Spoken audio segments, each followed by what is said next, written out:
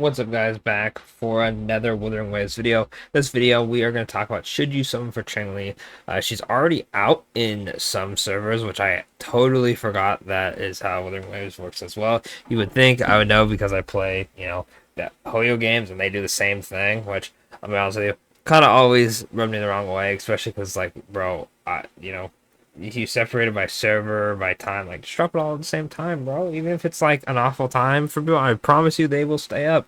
But anyway, other than that, this is about summoning for Changli. So if you aren't summoning based on how sick her animations are and how hot she is, which I'd be surprised because I mean, in my opinion, she's probably one of the best designed gacha characters I have seen ever. Right?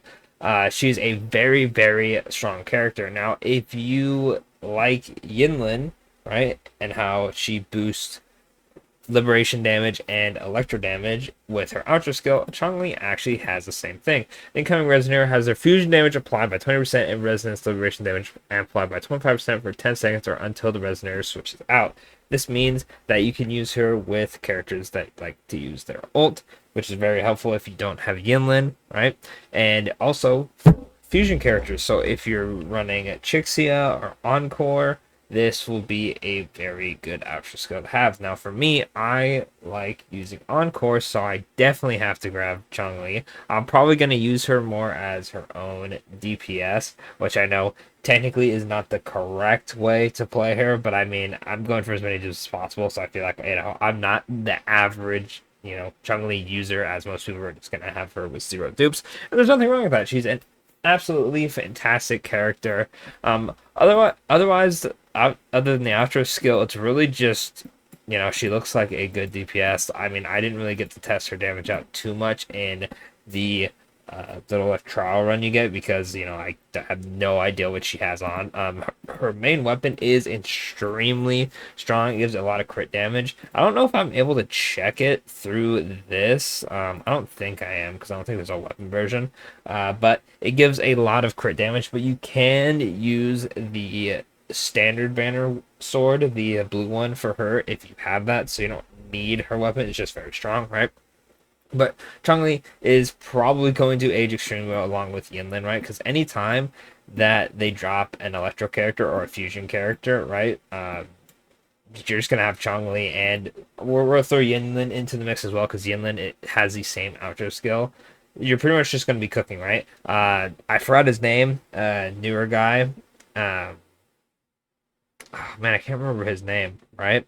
It's that one guy and Zieshi, I believe her name was, right? So let's say they drop and they're both, fusion and electro, right?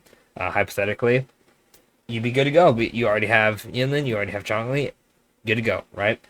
This also applies if they drop a new character. Like, let's say one of those two characters boosts like Ice or Spectra or Wind or whatever. I feel like they're not a must summon, but it looks like they're going to be dropping characters like Changli and Yinlin throughout the patches as we go along, and I wouldn't say they're like the end all be all support, but they are incredibly strong with that outro skill. It's really like, can you make use of Chang-Li's outro skill? Yes or no? If no, right, then are you summoning for her based on just like looks or whatnot? If no, then you should really skip. But for most people, this is pretty much all you need to see to summon. It's always a bit rough going over Wuthering Waves characters because I feel like DPS wise, it's hard to test because obviously I haven't used the character yet because they're not out yet. So it's really just based off like how good their outro skill is, plus whatever else they got in their kit. And she looks like she'll be whipping out some pretty good damage numbers from what I've seen. At least from when I used her, she definitely can shred the boss if you cook with her.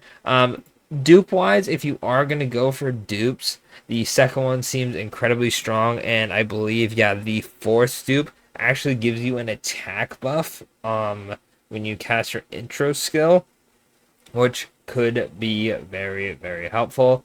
Of course, it is the fourth dupe, so you have to keep that in mind.